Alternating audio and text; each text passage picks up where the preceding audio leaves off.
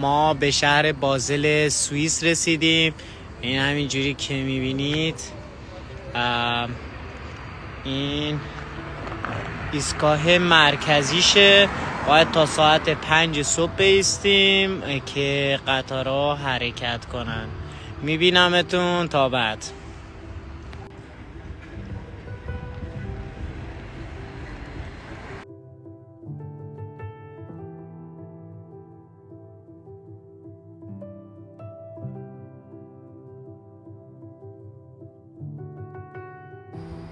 دوستان این ایستگاه مرکزی بازل، اینا هتل قشنگیه. ما فعلا امشب و اینجا میمونیم تا ساعت 5 بعد دوباره حرکت میکنیم به طرف ژنو